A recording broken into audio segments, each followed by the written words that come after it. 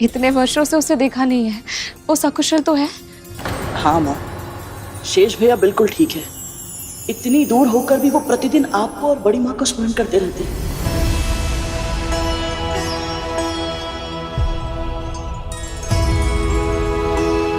और पता है माँ, प्रतिदिन वो प्रभु विष्णु से भी पहले बड़ी माँ का नाम लेकर अपना दिन आरंभ करते हैं। कद्रू दीदी ये सुनकर बहुत प्रसन्न होंगी। वो बताती नहीं है, पर मैं उनके हृदय को जानती हूँ। अनंत और वासुकी के दूर चले जाने के कारण वो बहुत दुखी हो गई थी। जहां जाना चाहते हो जाओ, जहां जाओ सुखी रहना।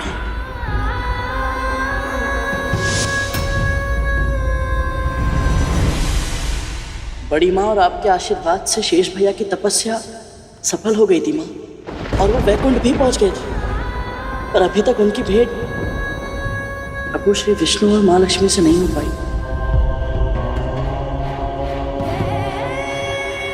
क्योंकि माँ लक्ष्मी के समुद्र में समा जाने के बाद प्रभु श्री विष्णु तपस्या में लीन हो गए माँ।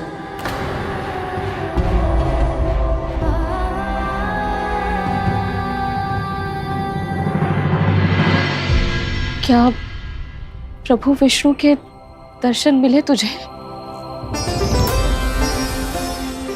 दूर से ही सही, पर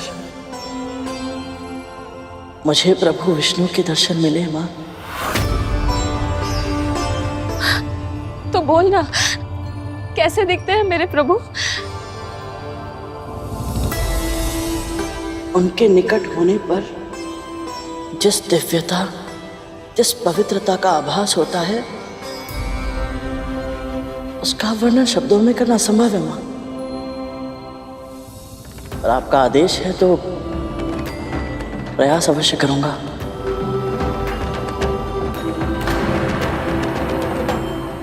प्रभु तपस्या में लीन है माँ।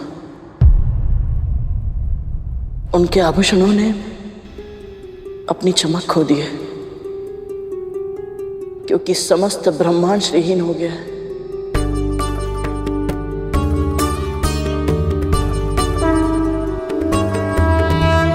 ऐसी स्थिति में भी उनके व्यक्तित्व से ऐसी आभा प्रकट होती है माँ, जिसमें सहस्त्र सूर्यों से भी अधिक प्रकाश है।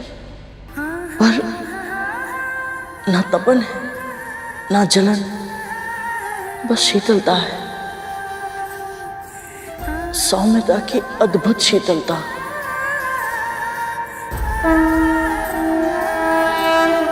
माँ, आपको स्मरण है आपने मुझे आशीर्वाद दिया था कि मुझे प्रभु श्री विष्णु की भक्ति का सौभाग्य मिले। जब मैंने उन्हें देखा तब मुझे समझ आया कि आपके उस आशीर्वाद के पीछे मेरे सुख की कामना छिपी थी। ये सुनकर मुझे बहुत अधिक प्रसन्नता हो रही है गुरु। अल्पायु में ही तुझे प्रभु श्री विष्णु के साक्षात दर्शन हो गए। ये मेरे लिए गर्व की बात है। ऐसा लग रहा है जैसे मेरी वर्षों की तपस्या का फल मिल गया हो मुझे।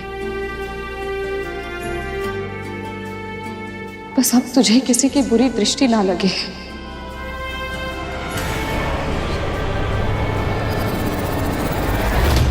कब तक ये इधर उधर की बातों में समय नष्ट करता रहेगा? मुझे तो बस ये जानना है कि शेषनाग ने इसे मेरे और विंता के बारे में क्या बताया है।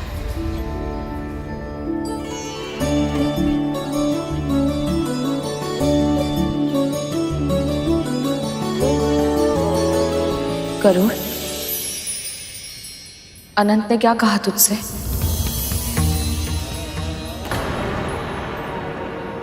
एक ना एक दिन तो सत्य सामने आना ही है पुत्र।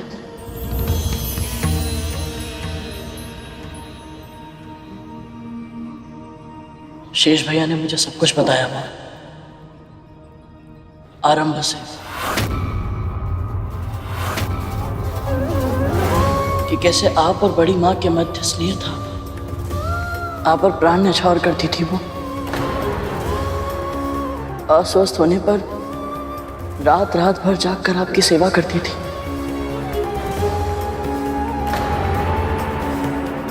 पर जिस दिन महर्षि दुर्वासा ने अपनी परिजात माला उनके स्थान पर आपको दे दी, उस दिन के बाद सब कुछ बदल गया मां। इसे जो धारण करेगा उसे ऐसी प्रतापी संतान प्राप्त होगी जिसके नाम और यश की कीर्ति समस्त ब्रह्मांड में फैलेगी। बड़ी मां के मन में आपके प्रति ईर्ष्या ने जन्म ले लिया।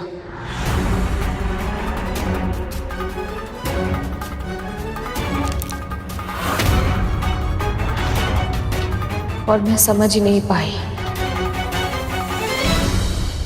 अवगुण ऐसे ही होते हैं मां, समय रहते हम उन्हें पहचान नहीं पाते।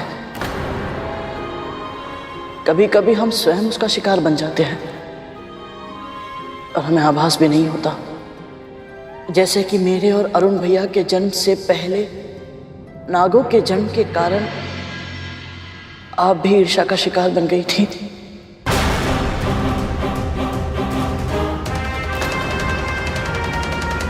और आपको पता भी नहीं चला था। अब मुझे ज्ञात करना ही होगा कि डिमो के भीतर मेरी संतान पल रही है या नहीं।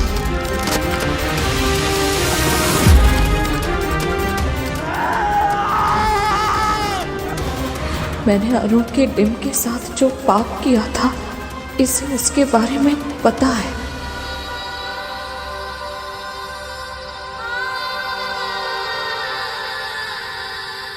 मां, मैं आपकी भावनाओं को समझता हूं। कब आपकी ममता ईर्ष्या में बदल गई आपको भान तक नहीं हुआ। और इसमें केवल आपका दोष नहीं था मां, अति सौभाग्यशाली पुत्रों की मां होने का वरदान मिला था आपको, और इससे बड़ी मां असुरक्षित अनुभव कर रही थी। और इसीलिए उन्होंने आपके मस्तिष्क में संदेह के इतने बीज बो दिए कि आप ठीक से कुछ समझ ही नहीं पाई। और फिर जब क्रोध में आकर अरुण भैया ने आपको भीषण श्राप दिया, आपने उसे अपनी नियत ही मान लिया। फिर आपने जो किया उसके कारण अपराध बोध में आप इतनी अधिग्रस्त हो गई थी मां कि उचित निर्णय लेने में असमर्थ हो गई थी। इसीलिए बड़ी मां के बिछाए हुए जाल को आप देख नहीं पाए और बस उसमें फंसती चली गई।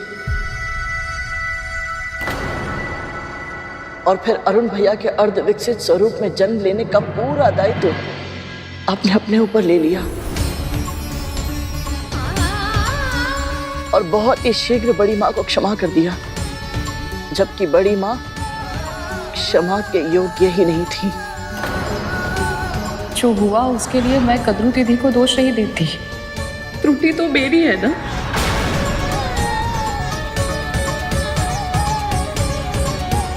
ये सब अनंत ने कहा तुझसे? नहीं मां, शेष भैया को तो अरुण भैया के जन्म के बाद की घटनाओं के बारे में कुछ पता ही नहीं है। मुझे भी एक पल के लिए ऐसा लगा कि आपकी दासी बनने के कारणों को जानने का जो मेरा प्रयास है, ये बस अब असफल रह जाएगा।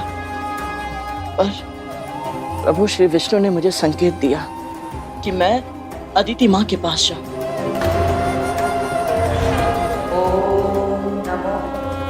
नारायणाय नमः। ओम नमो नारायणाय नमः। उनकी तपस्या के समय जो हुआ वो तो आपको बड़ी मां कह चुकी है, किंतु आपको ये नहीं पता मां कि उस युद्ध में अंत में वज्रांग मेरे सामने असहाय हो गया था।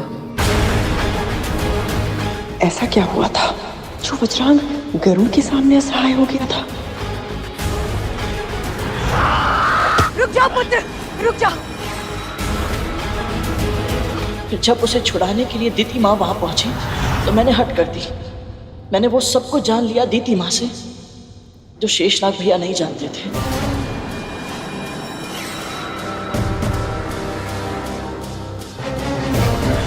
जब तक हमें उसके सामर्थ्य का अनुमान पूर्ण रूप से नहीं लग जाता, हमें विंता को जीवित रखना होगा। केवल विंता ही है जो अपनी संतान को नियंत्रित करेगी।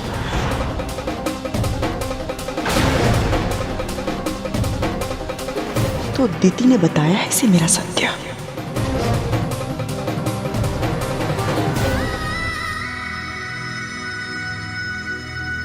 माँ, आप नहीं जानती कि बड़ी माँ ने आपके साथ विश्वासघात किया था। आपके शर्त लगाने के अवगुण का लाभ उठाकर उन्होंने छल किया आपके साथ। माँ, उस घोड़े उच्छा शवा की पूंछ काली नहीं श्वेत थी।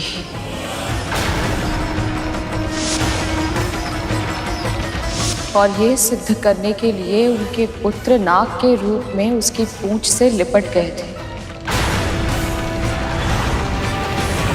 अर्थात आपको पता था कि आपके साथ छल हुआ है? प्रारंभ में नहीं पता था।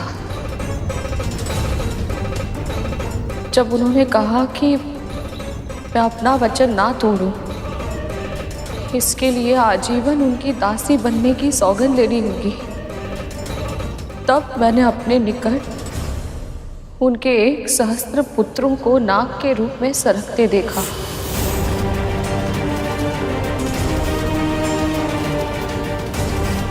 तभी मैं समझ गई थी कि कद्रू दीदी वो शर्त कैसे जीती थी।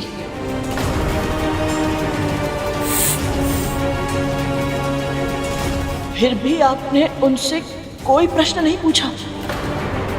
वो शर्त आप जीती थी माँ, फिर भी आपने उनकी दासी बनना स्वीकार क्यों किया? ये तो मैं भी जानना चाहती हूँ विंता, कि मेरे छल के बारे में जानकर भी तू मेरी दासी क्यों बनी? क्योंकि ये मेरा पश्चाताप था।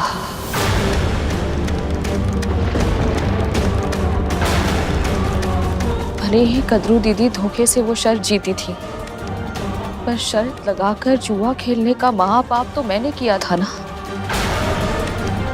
और ये पहली बार नहीं था, उससे भी पहले कई बार केवल आनंद के लिए कुछ दांव पर लगाकर युद्ध क्रीड़ा करना मेरा स्वभाव बन चुका था गरुड़। यदि उस दिन भी मैं शर्त जीतने का प्रयास करती तो मेरा पाप और अधिक बढ़ जाता। मैं नहीं चाहती थी कि मेरे दूसरे पुत्र के जन्म के समय मुझ में कोई कमी हो। अर्थात इसलिए विंता जानबूझकर शर्त हारी थी? यदि माँ में ही अवगुण होंगे तो पुत्र से धर्म के अनुसार कर्म की अपेक्षा कैसे की जा सकती है?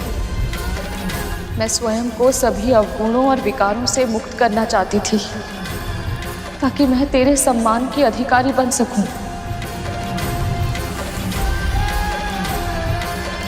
इसीलिए मैंने कद्रू दीदी को वचन दिया था, ईश्वर को साक्षी मानकर।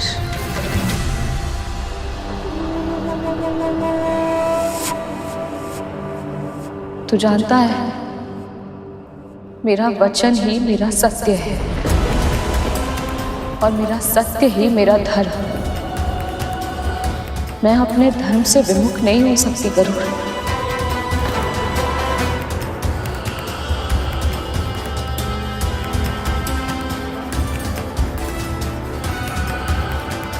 और माँ, पश्चाताप के लिए पूरा जीवन एक दासी के रूप में क्यों? इस विषय में मुझे कोई बात नहीं करनी। तू जानना चाहता था ना तेरी माँ दासी कैसे बनी, तो वो तू जान चुका है।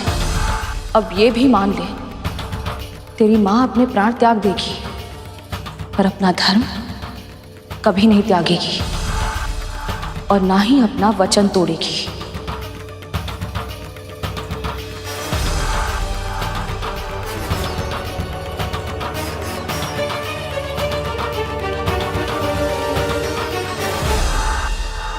ये तो मैं जानती थी कि विंता तेरे लिए वचन और धर्म सर्वोपरि है और तेरी इसी विवशता का लाभ उठाऊंगी मैं।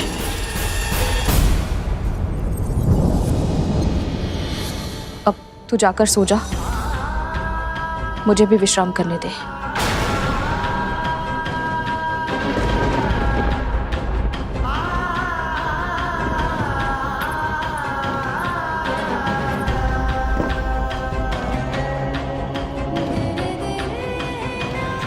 जब माँ ही नहीं चाहती तो इन्हें दास्ता से मुक्त कैसे कराऊंगा मैं?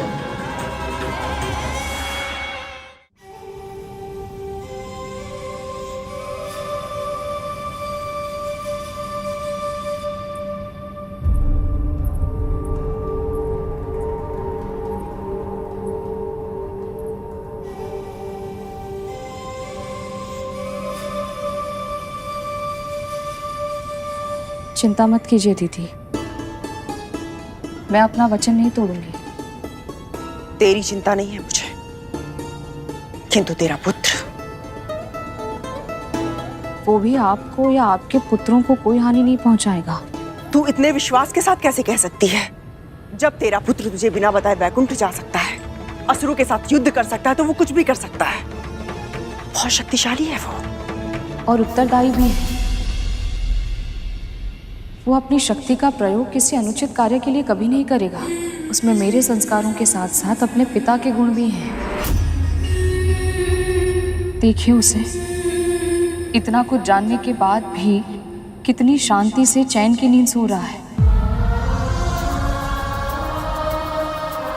दीदी, हम दोनों उन महर्षि कश्यप की पत्नियां हैं जो जल में रहकर भी कमल की तरह निरासक्त हैं। जैसे कमल जल के भीतर रहकर भी जल की एक बूंद से भी अछूता रहता है, वैसे ही हमारे स्वामी भी सांसारिक विषयों से विमुख रहते हैं।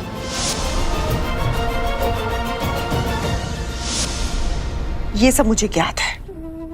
तू वो बता जो तुझे लगता है कि मुझे नहीं पता है। मैं केवल इतना कहना चाहती हूँ कि आपको हमारे स्वामी से प्रेरणा लेनी चाहिए। यदि आप हर समय अपने पुत्रों की सुरक्षा की चिंता में डूबी रहेंगी तो आपको शांति कैसे मिलेगी? आपको स्मरण है, दीदी दीदी जब संतान प्राप्ति की इच्छा से स्वामी के पास गई थी तो क्या हुआ था? क्या हुआ था? सूर्यास्त की बेला थी और स्वामी तपस्या में लीन थे।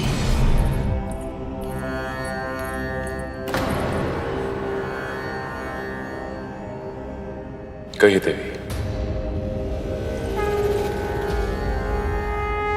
कल्याण हो।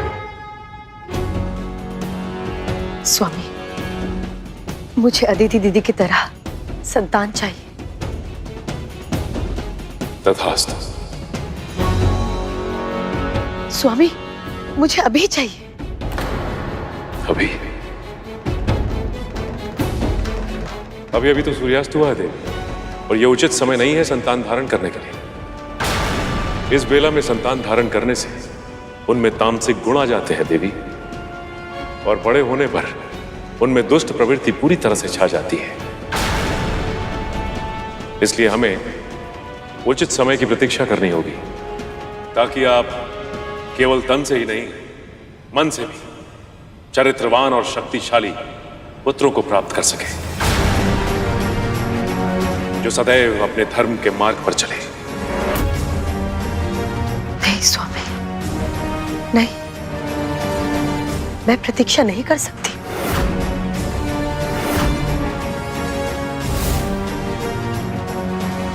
तू मुझे जितना भी समझा ले विंता, किंतु मेरे पुत्रों का ही सर्वस्त्र राज होगा, जो अगर उनके जीवित होते हुए संभव नहीं है।